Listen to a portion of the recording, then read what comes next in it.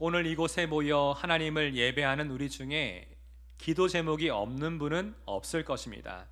우리 모두는 각자마다 지금 기도 중이거나 기도해야 할 제목들을 다 가지고 있죠. 그렇지 않습니까? 아무리 가깝고 친한 사람이라도 다 털어놓고 말하기에는 너무나 부끄럽고 고민이 되는 지극히 개인적인 일들이 있잖아요. 이뿐만 아니라 우리의 마음을 무겁게 하는 수많은 인생의 짐들과 부담들도 우리에게 있습니다. 이 모든 것은 우리가 하나님 앞에 가지고 나아가 기도해야 될 제목들입니다. 왜냐하면 우리 하나님은 우리의 기도를 들으시고 응답해 주시는 분이기 때문이죠.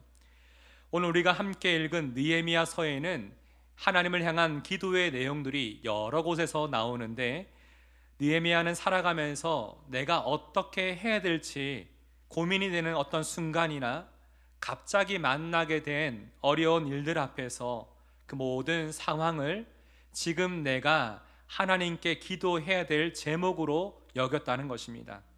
그리고 그 기도의 자리에서 지금도 나를 위해 쉬지 않고 역사하고 계시는 그 하나님을 기도의 자리에서 만나게 됩니다. 자, 그렇다면 오늘 이 시간 느헤미야의 삶과 그가 하나님께 드린 기도의 내용을 통해서 하나님이 우리 가운데 말씀하고 계시는 것은 무엇일까요? 그리고 우리가 느헤미야처럼 믿음으로 기도하는 사람이 되기 위해서 우리는 이번 한 주 어떻게 해야 되는지 오늘 말씀을 통해 함께 살펴보고자 합니다. 우리 첫 번째 함께 읽어봅시다. 시작. 우리는 하나님 나라의 일에 대해 관심을 가져야 합니다. 우리가 하나님의 마음을 가진 사람으로서 첫 번째로 우리는 하나님 나라의 일들에 대해 더욱 관심을 가지고 살아가야 합니다. 우리가 오늘 본문을 잘 이해하기 위해서는 먼저 1차, 2차, 3차 이 바벨론 포로 귀환에 대한 이 과정들이 역사적으로 어떻게 이루어졌는지 다시 한번 살펴볼 필요가 있습니다. 우선 지난 2주간 학개서를 통해서 유다 총독으로 임명된 스룹바벨이 이끄는 바벨론 1차 포로 귀환에 대한 이야기를 함께 나누었죠. 이때 귀환한 사람들은 5만 명 정도 되었는데, 이들은 예루살렘으로 돌아와서 비록 16년간 중단되었긴 했지만 학개 선지자를 통해 주신 하나님의 말씀을 다시 듣고 드디어 20년 만에 이 성전을 완공합니다. 그리고 역사적으로 1차와 2차 포로 귀환 사이는 한 60년 정도의 시간 차이가 있는데, 이 기간 사이에 여러분이 잘 아시는 에스라는 사람이 페르시아의 왕비가 되어서 죽음의 위기 앞에 있었던 이스라엘 백성들을 구하는 이야기가 그 사이에 나옵니다. 하나님이 그 시대 속에서 에스더라는 여인을 사용하신 것이죠. 또 20년이 또 지난 그 시점에 2차 포르기안이 BC 458년에 에스라에 의해서 이루어집니다. 이때 1754명이 돌아오게 되는데, 이 중에서 258명이 성전에서 사역하는, 성전에서 봉사하는 자들이었습니다. 무엇을 의미할까요? 여기에는 2차 포로 귀환의 중요한 목적이 나와 있습니다. 당시 무너졌던 성전이 20년 만에 다시금 지어졌지만 여전히 그곳에는 하나님을 진정으로 예배하는 자들은 없었습니다. 그래서 에스라는 이 소식을 듣고 영적으로 침체되고 잠들어 있었던 이 이스라엘 백성들을 다시금 깨우고 그들의 삶을 세워가는 영적인 회복과 영적인 이 부흥을 위한 사역을 감당하며 헌신하며 있었습니다. 그래서 이 모든 사역을 2차 포로 귀환 시대 때 그것이 이루어졌죠.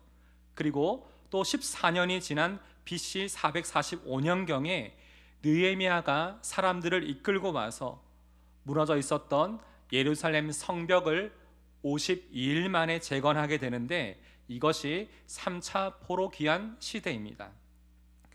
1차, 2차, 3차 듣긴 했는데 참 많이 내용이 어렵죠. 이런 시대의 흐름들이 있었어요. 오늘 우리가 함께 읽은 본문에는 하나님은 위로자이시다라는 이름의 뜻을 가진 느헤미야라는 사람이 어떤 사람이었는지, 그리고 그가 왜 이 3차 포로 귀환 과정을 이끄는 주역이 되었는지 그 이유가 나옵니다. 우리 1절을 다시 한번 함께 읽어보겠습니다. 시작. 하가랴의 아들 느헤미야의 말이라. 아닥사스다 왕 제20년 기스를월에 내가 수상궁에 있는데. 1절을 보면 먼저 설명이 필요한 몇 가지 표현들이 보입니다. 우선 기스를월은 우리가 사용하는 양력으로 생각해 보면 11월 중순부터 12월 중순까지의 한 달의 시간을 얘기합니다. 이 시간 동안 느헤미야는 어디에 있었죠? 수상궁에 있었다라고 말합니다. 성경을 연구하는 학자들에 따르면 당시 페르시아 제국의 왕들은 겨울에는 바벨론, 여름에는 앙메다성, 봄과 가을에는 오늘 본문에 나오는 수상궁에 머물렀다고 합니다. 아주 어마어마한 크기의 궁이었어요. 그런데 유대인 출신 느헤미야가 왜 이 수상궁에 왕과 함께 있었던 것일까요? 그 이유를 1장 11절에 이렇게 알려주고 있습니다. 같이 한번 읽어보겠습니다. 시작. 그때에 내가 왕의 술관원이 되었느니라. 그때에 내가, 느헤미야가 왕의 술관원이 되었다라고 지금 말하고 있죠. 이 당시 왕의 술관원은 왕이 가장 믿고 의지하는 사람에게 맡길 수 있는 중요한 자리였습니다. 이처럼 느헤미야는 당시 페르시아 왕궁 안에서 권력의 핵심부에 있었습니다. 무엇을 말합니까? 이 자리에 있으면 많은 부와 명예 그리고 안정적인 생활이 보장된다는 말입니다. 근데 이 절을 보니까 수상궁에 있었던 느헤미야에게 어느 날 사람들이 찾아오게 됩니다. 우리 이 절을 다시 한번 읽어봅시다. 시작. 내 형제들 가운데 하나인 하나니가 두어 사람과 함께 유다에서 내게 이르렀기로 내가 그 사로잡힘을 면하고 남아있는 유다와 예루살렘 사람들의 형편을 물은즉. 지금 느헤미야가 살고 있는 그 시대가 언제냐면 예루살렘이 바벨론에 의해서 공격을 당하고 망한 지 한 150년이 지난 시점입니다. 그 말은 느헤미야는 바벨론에서 태어나고 자란 바벨론 2, 3세대의 사람이었다는 거죠. 어찌 보면 지금의 이 소식과 상황은 그와 크게 상관없는 일처럼 느껴질 수 있는 상황이란 말입니다. 그런데 느헤미야가 어떻게 했습니까? 예루살렘 사람들의 형편을 물어봅니다. 이때 느헤미야가 그들로부터 듣게 된 소식, 그들의 형편은 무엇이었습니까? 3절 함께 읽어봅시다. 시작. 그들이 내게 이르되 사로잡힘을 면하고 남아있는 자들이 그 지방 거기에서 큰 환난을 당하고 능욕을 받으며 예루살렘 성은 허물어지고 성문들은 불탔다 하는지라. 이 남유다는 지금 느헤미야가 있는 이 수상궁으로부터 1300km 정도 떨어져 있는 멀리 있는 타국입니다. 이 타국의 왕궁 안에서 느헤미야는 큰 문제나 어려움 없이 그 삶을 살아가고 있었어요. 제가 이 본문을 잘 묵상해 보는데 어찌 생각해 보면 지금 내가 살고 있는 것이 이렇게 멋진 수상궁 안에 살고 있으니까 지금 남유다에서 일어나고 있는 그 상황들, 사람들이 큰 환난을 당하고 능력을 받으며 고통 속에 살아가고 있다는 그 소식들, 그리고 예루살렘 성과 성문이 불에 타고 허물어진 그 상태로 그대로 남겨졌다는 그 모든 이야기들이 솔직히 그 마음에 깊이 와닿지 않을 수도 있는 거 아닙니까? 그런데 느헤미야는 어떻게 하죠? 그는 묻고 또 물어봅니다. 왜일까요? 그가 비록 그 땅 가운데 살아가고 있었지만 지금 그가 듣게 된 이 모든 소식이 하나님과 관계된 일이었기 때문에 그는 계속 물어봅니다. 관심을 가지고 그 형편에 대해 더 깊이 물어보고 있습니다. 여러분, 그렇다면 오늘 이 시간 이 느헤미야의 모습을 통해 하나님은 우리에게 가장 먼저 무엇을 말씀하고 계실까요? 이 당시 느헤미야도 이 페르시아라는 그 먼 타국에서 자신 나름대로의 직업을 가지고 그 삶을 최선을 다해 매일매일 살아갔습니다. 높은 자리에 올랐어요. 그러나 그것이 그가 그 땅을 살아가는 유일한 삶의 목적과 이유는 아니었다는 것입니다. 그는 세상 가운데 살아가고 있으면서도 항상 마음속에 나는 하나님의 자녀다, 나는 하나님께 속해 있는 하나님의 백성이다, 이런 분명한 정체성을 가지고 그 땅을 살아가고 있었다는 것입니다. 그리고 그러하였기 때문에 하나님과 관계된 그 일들에 대해서 더 깊은 영적인 관심을 가지고 매 순간순간을 살고 있었던 것이죠. 이처럼 오늘 이 시간 하나님이 여러분을 보내신 그 삶의 자리, 여러분이 속해 있는 그 삶의 일들은, 그 상황은 지금 무엇이 있습니까? 한번 돌아보면 우리를 선택하여 부르시고 다시금 우리를 보내신 그 삶의 자리는 가장 먼저 가정이 있겠죠. 또한 여러분의 일터나 세상 속의 여러 많은 만남과 자리일 수 있습니다. 그리고 이 교회 공동체도 하나님 우리를 부르시고 세우셨죠. 그렇다면 하나님이 여러분 가운데 맡겨주신 그곳에서의 사명과 역할은 무엇입니까? 분명 하나님 우리를 그곳 가운데 보내실 때, 우리를 세우실 때는 반드시 우리를 통해 일하길 원하시는 하나님의 뜻이 바로 그곳 가운데 분명히 있다는 것입니다. 그렇기 때문에 우리가 하나님 앞에 구해야 될 것은 영적인 관심을 가지고 나를 보내신 내 가정 안에서, 직장 안에서, 여러 많은 세상 속에서, 교회 공동체 안에서 나를 통해 일하시기를 원하는 하나님의 뜻은 무엇일까를 하나님 앞에 구해야 되는 것이죠. 관심을 가지고 찾아야 되는 것입니다.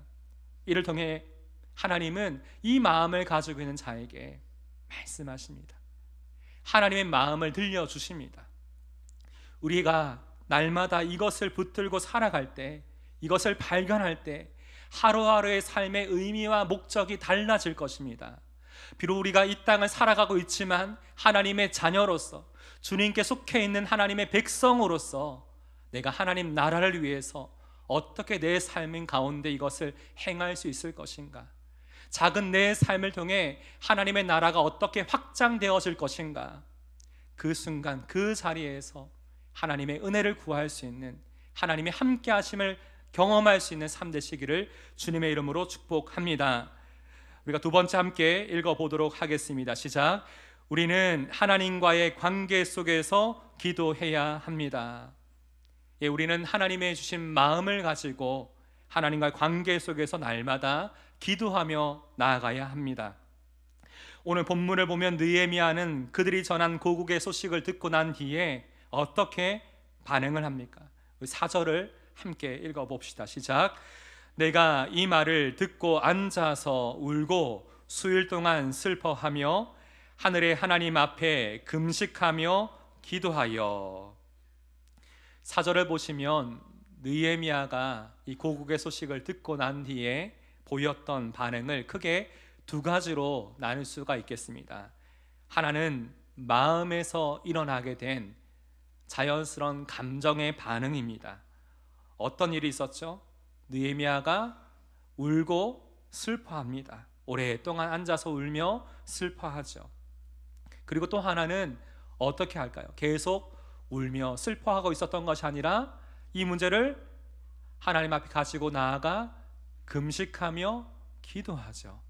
이것은 느헤미야가 이 상황에 대해서 보였던 영적인 반응을 말합니다. 우리는 지금 느헤미야가 이 상황 앞에서 답답하고 너무나 불쌍한 안타까운 상황 앞에서 그냥 울고만 있었던 것이 아니라 이 문제를 결국 하나님 앞에 가지고 나아가 기도하고 있었다는 것에 우리는 주목해 보아야 합니다. 느헤미야가 지금 이 상황 앞에서 영적으로 반응할 수 있었던 그 이유가 무엇이라고 생각하십니까? 저는 오늘 이 말씀을 묵상하면서 느헤미야의 마음 가운데 이러한 분명한 확신이 있었을 것이라 믿습니다. 어떤 것이냐면 이 모든 일들을 행하신 분이 바로 하나님이시라는 것을 분명히 그 마음 가운데 깨닫고 있었어요. 그래서 이 모든 상황을 회복시키실 분 또한, 그 뜻을 온전히 성취하실 분 또한 오직 하나님밖에 없음을 느헤미야는 확신하고 있었던 것입니다. 그래서 이 문제를 가지고 하나님 앞에 가지고 나아가 기도합니다. 오늘 본문 5절은 이 느헤미야의 기도의 시작입니다. 아주 짧지만 여기에는 하나님과의 관계 속에서 느헤미야가 하나님이 나에게 있어 어떤 분이신지, 내가 어떤 믿음을 가지고 살아가고 있는지 그 기도의 내용, 짧은 내용에 다 담겨 있습니다.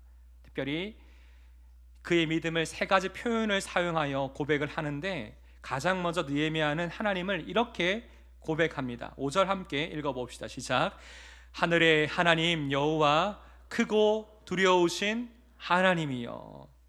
하늘의 하나님 여호와, 크고 두려우신 하나님이여. 이렇게 그의 기도를 시작하죠. 이 표현에는 어떤 믿음의 고백이 담겨 있는 것일까요? 여기에는 이 땅에 속해 있는 세상의 그 어떤 왕보다 크고 높으신 분이 바로 하나님이십니다 라는 고백이 담겨 있습니다. 내가 이런 하나님을 믿고 의지하기 때문에 지금도 두렵고 떨리는 마음으로 하나님 앞에 나아갑니다. 하나님을 경외하는 마음으로 주님을 바라봅니다. 지금 이렇게 지금 고백을 하고 있는 것입니다. 전 여기에서 크고 두려우신 하나님, 이 표현을 조금 더 쉽게 표현하면 어떤 의미일까를 생각해 봤어요. 이런 의미더라고요. 지금 나에게 내 삶 속에서 가장 큰 영향을 주실 수 있는 분은 오직 하나님밖에 없습니다.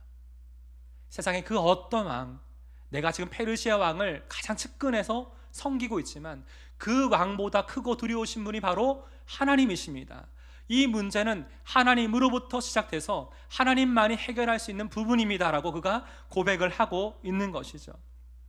이처럼 이러한 고백, 하나님의 주권을 인정하고 하나님의 크심을 인정하는 이 믿음의 고백은 우리의 기도에도 영향을 주게 됩니다. 왜냐하면 당시 느헤미야가 듣게 된 이 고국의 모든 상황과 오랫동안 해결되지 못한 채 남겨져 있었던 이 모든 문제들을 두고 느헤미야가 세상적으로 선택할 수 있는 여러 많은 방법들이 충분히 있었단 말입니다. 제가 그랬잖아요.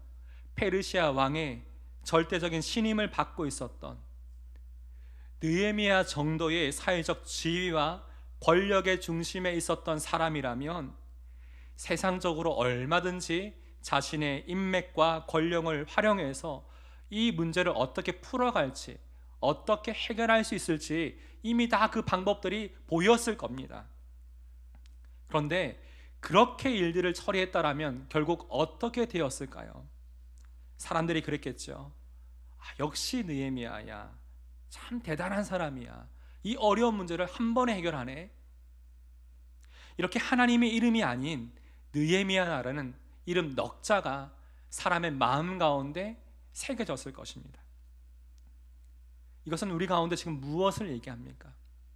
이처럼 우리도 기도해야 될 상황인데도 불구하고 먼저 하나님 앞에 나아가 기도하지 않으면 우리는 어떻게 될까요? 아마 많이 경험해 보셨을 거예요.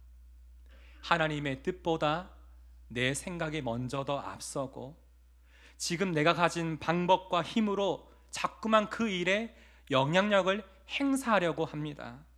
왜일까요? 우리는 충분히 그 일에 대해 지금 기도하고 있음에도 불구하고 내가 하나님을 믿지만 자꾸만 내가 그 상황과 그 사람을 바꿀 수 있을 거라, 설득할 수 있을 거라 생각하는 마음이 우리 안에 내재되어 있기 때문입니다. 하지만 예를 들어서 한 사람의 마음을 바꾸는 것이 쉽습니까? 아무리 영향을 주려고 하고 많이 설득하려고 해도 그 변화는 내가 주는 것이 아니라 하나님이 하셔야 되는 것입니다. 어떤 상황을 만나서 이 문제를 해결해야 되는데 그 마음을 누가 여십니까? 우리가 먼저 기도하잖아요. 하나님, 그 마음을 좀 열어주세요. 지금 답답하게 막히는 이 상황 가운데 내 힘으로 할 수 없습니다. 하나님이 푸셔야 됩니다. 하나님이 그 길을 열어주셔야 됩니다. 그 마음을 열어주셔야 됩니다. 우리가 먼저 하나님 앞에 이것을 구할 때 하나님이 역사하는 것이 아닙니까? 그러하기에 매 순간순간마다 기억하십시오. 어떤 일이 앞서서도 우리는 가장 먼저 하나님 앞에 나아가 기도해야 됩니다. 하나님의 주권을 인정하며 하나님 앞에 나아가야 됩니다. 이 모든 상황과 일들이 내 주님께 속해 있는 문제와 상황이기에 하나님께서 무엇을 원하시는지, 어떻게 하길 원하시는지 하나님의 도우심과 하나님의 뜻을 구하는 것이 바로 우리 신앙인의 가져야 될 마음인 것이죠. 이처럼 느헤미야의 기도는 하나님의 주권을 인정하는 고백에서 시작되고 있습니다. 하나님, 내가 지금 페르시아 왕을 섬기고 있지만 이 세상의 모든 권세와 모든 사람들, 모든 것들이 오직 하나님께 속해 있습니다. 이 일 또한 하나님이 하셔야 합니다. 이렇게 느헤미야가 내 삶의 주권이 하나님께 있음을, 이 모든 상황의 주권이 하나님께 있음을 믿음으로 고백할 때, 그 다음 느헤미야는 그 후에 또한 무엇을 하나님 앞에 구할까요? 5절 중반부 함께 읽어봅시다. 시작. 주를 사랑하고 주의 계명을 지키는 자에게 언약을 지키시며. 느헤미야는 하나님을 언약을 지키시는 분이라고 지금 고백을 하고 있습니다. 우리가 날마다 가까이 하고 있는 이 성경 안에는 하나님이 우리에게 약속하신 말씀들로 가득 차 있죠. 그리고 우리는 이 말씀에 대해 하나님의 신실하심을 믿습니다. 이것은 우리가 믿고 섬기는 우리 하나님께서 우리와 말씀으로 맺은 이 약속을 반드시 지키실 뿐만 아니라 끝까지 우리를 사랑하시는 분이라는 것을 확신하기 때문이죠. 이러한 하나님의 신실하심에 대해서 마틴 로이드 존스 목사님은 우리에게 이렇게 말해주고 있습니다. 우리 함께 읽어봅시다. 시작. 하나님이 신실하시다는 것은 하나님이 언제든지 안전하게 기댈 수 있는 분이라는 뜻입니다. 그것은 하나님이 어느 날 갑자기 당신의 삶을 놓아버리지 않는 분이심을 믿는 것입니다. 그러하기에 지금 당신의 삶에 무슨 일이 일어나고 있든지, 그리고 당신이 지금 어디에 있든지 그것에 상관없이 결코 변하지 않으시는 하나님의 신실하심에 더욱 매달리십시오. 이것이 바로 당신이 신실하신 하나님을 믿는다는 고백의 진정한 의미입니다. 결코 변하지 않으시는 그 하나님의 신실하심을 믿으며 더욱더 간절히 매달리는 것, 이것이 바로 지금 우리 눈앞에 있는 여러 많은 상황 속에서 우리가 하나님 앞에 가져야 될 우리의 믿음의 모습인 줄로 믿습니다. 이처럼 우리가 하나님께 기도하고 있을 때든지, 세상 속에서 우리가 살아가고 있을 때든지, 우리는 항상 우리의 마음 가운데 하나님의 신실하심을 기억하고 살아가야 합니다. 그리고 우리는 이 하나님의 말씀을 사랑함으로 지켜 행하는 그 믿음의 고백이 우리의 삶으로 연결되어지고 증명되어져야 합니다. 마지막으로 느헤미야는 5절 후반부에 하나님에 대해 이렇게 말하고 있습니다. 같이 한번 읽어봅시다. 시작. 긍휼을 베푸시는 주여 간구하나이다. 하나님의 주권을 인정하는 고백으로 기도를 시작하고, 그 하나님이 우리에게 주신 이 언약의 말씀을 신실하게 지키시는 분임을 그가 고백하면서 가장 중요한 지금의 상황에서 하나님, 우리를 긍휼히 여겨 주십시오. 하나님의 긍휼을 우리 가운데 베풀어 주옵소서. 이것을 하나님 앞에 고백하고 있죠. 아마도 느헤미야도 자신이 그 위치에 있었지만 내 힘으로 해결할 수 없는 문제임을 분명히 알았어요. 너무나 답답하고 너무나 안타깝고 내가 어떻게 해야 될지 모르는 무력함을 많이 느끼는 그 상황 속에서 하나님의 주권을 인정하는 가운데, 하나님, 우리를 좀 긍휼히 여겨주십시오. 하나님의 도우심을 구하고 있는 그의 기도를 보게 됩니다. 왜일까요? 우리에게 긍휼을 구하는 느헤미야의 마음 속에는 하나님이 이미 우리 모든 상황과 형편을 다 알고 계시고 지금도 우리를 도우시고 우리와 함께하고 계심을 믿는 믿음이 그 가운데 있었기 때문에 지금 눈앞의 현실은 너무나 암울하고 어둡고 답답해도 하나님이 우리 가운데 행하실 그 일을 바라보며 이런 하나님과의 관계 속에서 그가 기도하고 있는 것입니다. 느헤미야는 이처럼 어떤 상황에서도 가장 먼저 하나님 앞에 나아갔던 기도의 사람이었습니다. 그러나 우리가 알고 있듯이 기도가 없는 삶은 지금도 우리를 위해 쉬지 않고 일하고 계시는 그 하나님의 은혜의 역사를 알 수가 없습니다. 기도하지 않으면 이것이 하나님의 은혜였는지를 모른 채 그냥 지나쳐 버립니다. 그러나 기도의 사람은 매 순간 하나님의 섭리와 은혜를 경험하며 하나님께 감사하고 하나님으로 인하여 기뻐하며 그 삶을 살아갑니다. 그리고 또다시 어떤 상황 앞에서도 가장 먼저 하나님을 찾게 됩니다. 이것이 바로 기도의 사람인 것이죠. 저희가 그래서 교회에서 많은 훈련이 있지만 저희 기도에 대한 훈련들이 두 가지가 있습니다. 우리 중보기도 학교가 있고요, 기도의 삶이 있어요. 저희가 왜 이런 훈련을 합니까? 이 기도의 자리에 있다 보면 우리 안에 유익함이 있거든요. 그냥 막연하게 하나님을 믿는 것이 아니라 우리가 기도하는 그 제목 가운데 우리가 기도하며 살아갈 때 하나님이 얼마나 세밀하게 우리의 기도에 응답하시고 인도하시는지 기도의 자리에 있을 때 우리는 그것을 경험할 수 있는 것입니다.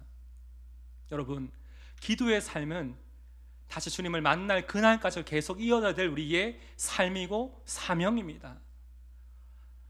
오늘 오후에 중보기도 학교가 시작되는데 혹시나 아직도 망설이고 있는 분이 있다면 아직 기회가 있습니다. 참여하시고 우리 중보기도실이 있거든요. 많은 성도들을 위해서 많은 기도 제목을 놓고 교회를 위해, 이 나라를 위해서, 세계 열방을 위해서 기도합니다. 기도하는 사람은 압니다. 하나님이 이 기도 가운데 어떻게 우리를 도우시는지, 나와 함께 하시는지를 매 순간 확신할 수가 있습니다.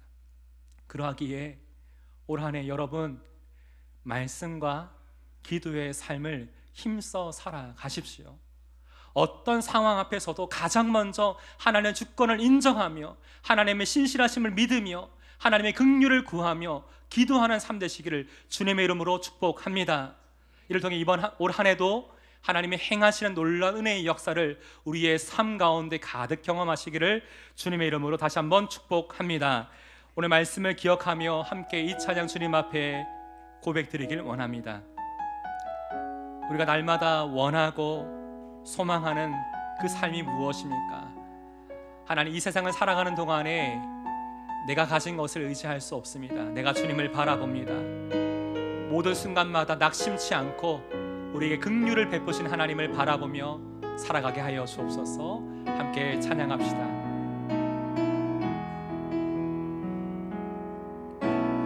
이 세상을 살아가는 동안에 나의 힘을 의지할 수 없으니 기도하고 낙심하지 말 것은 주께서 참 소망이 되심이라. 다시 한번 고백합니다. 이 세상을 살아가는 동안에, 이 세상을 살아가는 동안에 나의 힘을 의지할 수 없으니 기도하고 낙심하지 말 것은, 기도하고 낙심하지 말 것은 주께서 참 소망이 되심이라. 하나님의 꿈이 나의 비전이 되고 예수님의 성품이 나의 인격이 되고 성령님의 권능이 나의 능력이 되길 원하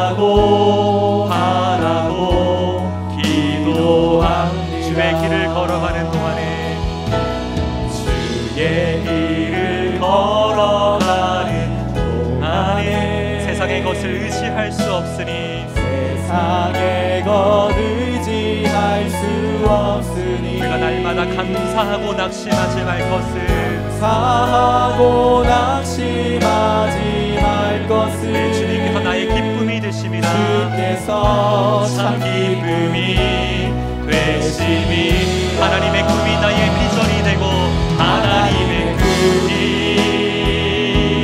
나의 비전이 되고 예수님의 성금이 나의 인격이 되고 성령님의 권능이 나의 능력이 되기 원하고 바라고 기도한 하나님의 꿈이 나의 비전이 되고 하나님의 꿈이 나의 비전이 되고 예수님의 그 성품이 예수님의 성품이 나의 인격이 되고 나의 인격이 되고 성령님의 권능이 나의 능력이 되기 원하고 바라고 기도합니다. 우리 시간 합심을 함께 기도할 때에 첫 번째로 우리가 느헤미야의 기도를 생각하면서 느헤미야의 삶이 어떠했습니까? 지금 내가 안정적이고 세상적인 여유가 있었을 때 항상 그 마음속에 하나님 나라의 일, 하나님과 관계된 내 삶의 일들이 무엇인지를 매 순간순간마다 그것을 생각하며 살아갔습니다. 지금 여러분의 마음은 무엇에 가장 많은 관심이 쏠려 있습니까? 어떤 일에 여러분의 마음이 집중되어 있습니까? 어떤 시간을, 어떤 일을 위해 여러분의 많은 삶의 시간들을 사용하고 있습니까? 오늘 하나님이 이 말씀을 통해 느헤미야의 삶을 통해 다시 우리 가운데 말씀하십니다.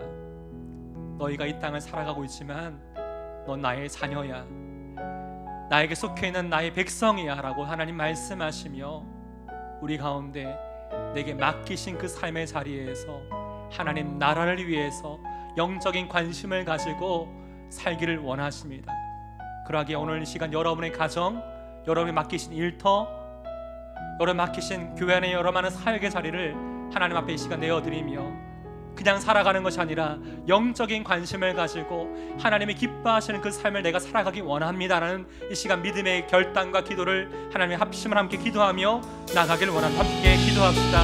하나님 아버지, 오늘 이 시간 하나님 앞에 간절히 구하는 것은 우리가 이 땅을 살아가는 동안에 우리가 이 땅에 영원히 거하는 것이 아니라 잠시 머물다 가는 이 세상 속이기에 우리가 이 땅을 살아가는 동안 하나님 나라를 위해 하나님이 기뻐하실 글들이 무엇인지를 우리가 마음에 생각하며 살아가기를 원합니다. 아버지 하나님, 한 사람 한 사람의 마음을 하나님 아버지 은혜로 주장하여 주시고 하나님 나라의 일들에 대해서 매 순간 우리가 관심을 가지고 우리가 살게 하여 주옵소서. 아버지 하나님, 하나님의 은혜가 아니면 살아갈 수 없습니다.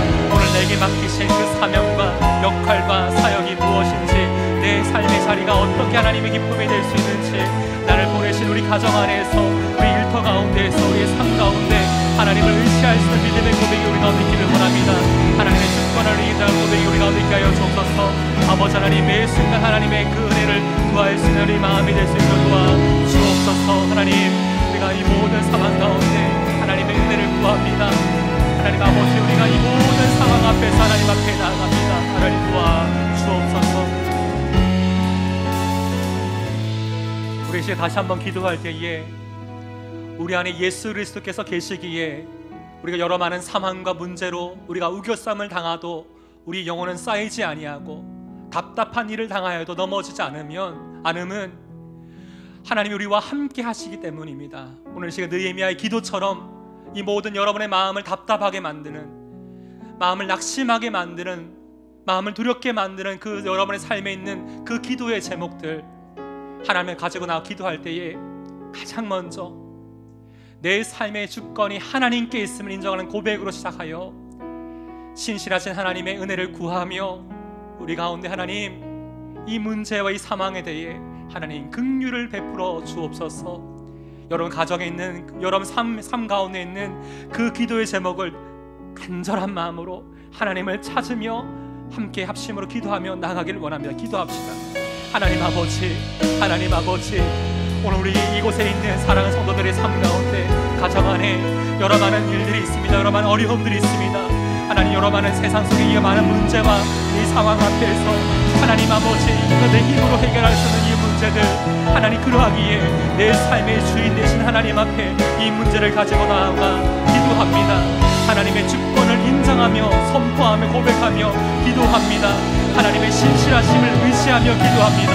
우리 가운데 긍휼을 베푸시는 하나님의 은혜를 구하며 하나님의 사랑을 남아 생각하며 기도합니다. 하나님, 나를 긍휼하게 여겨 주옵소서.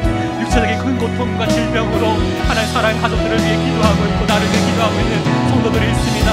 아버지, 자녀들을 위해 기도하는 이들이 있습니다. 배우자를 위해 기도하는 이들이 있습니다. 하나님, 오랫동안 믿음에 떠나 있는 하나님의 나의 이웃과 나의 지체를 위해 기도하는 이들이 있습니다. 아버지, 육체적인 압박과 마음의 상처와 마음의 질병으로 인해서 하나님 신음하고 있는 이들 또한 있습니다. 영적인 침체로 오랫동안 하나님 아버지 낙심하 있는 또한 있습니다. 아버지, 주여 도와주셔서 이 가운데 주님의 은혜로 주의 긍휼히 여기심을 경험하는 삶 되게 하여 주옵소서. 하나님의 금이 나의 비전이 되고 예수님의 성금이 나의 힘겨이 되고 성령이 내 권능이 나의 능력이 되기 원하고 바라고 기도. 다시 한번 고백합니다. 하나님의 금이 나의 비전이 되고 예수님의 성금이 나의 인격이 되고 성령님의 권능이 나의 능력이 되기 원하고 바라고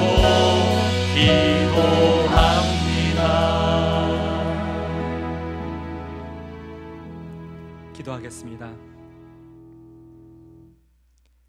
하나님 아버지, 이 시간 주님의 자녀들이 주 앞에 나아가 우리의 삶을 드리며 예배합니다. 또 하나님 앞에 간절한 마음으로 구합니다. 오늘 이 시간 하나님 앞에 드렸던 우리 모든 성도들의 기도를 주여 들으시고 은혜로 응답하여 주옵소서. 이를 위해서 우리가 날마다 매 순간마다 하나님의 주권을 인정하는 믿음의 고백으로 우리의 기도가 시작되어 하나님의 신실하심을 믿으며 하나님의 긍휼을 구할 수 있는 우리의 삶이 되게 하여 주옵소서. 우리가 기도하고 있지만 여전히 우리 힘으로 우리의 생각으로 많은 것들을 행하려고 하는 우리의 모습을 보게 됩니다. 하나님, 다시금 주 앞에 기도하오니 느헤미야처럼 이 모든 상황 가운데 하나님이 무엇을 원하시는지 영적인 관심을 가지고 나를 부르시고 보내신 그 삶의 자리에서 하나님이 맡기신 사명과 역할을 잘 감당할 수 있는 믿음의 사람 되게 하여 주옵소서. 또한 이를 위해서 날마다 하나님 앞에 엎드릴 수 있는 기도의 사람 되길 원하오니 이를 통해 날마다 매 순간순간마다 우리와 함께 하시며 우리를 도우시고 우리를 살피시는 하나님의 은혜의 역사를 기도의 자리 가운데 경험케 하여 주시옵소서. 이제는 우리 주 예수 그리스도의 은혜와 하나님 아버지의 무한하신 사랑과 성령 하나님의 감동 감화 역사 인도하심이 오늘 이 말씀을 듣고 하나님의 마음을 가지고 이 땅을 살아가기 원하는 사랑하는 영혼의 성도들과 그 가정과 그 삶 가운데 이제부터 영원까지 함께 하시기를 우리 주 예수님의 이름으로 축원하옵나이다. 아멘.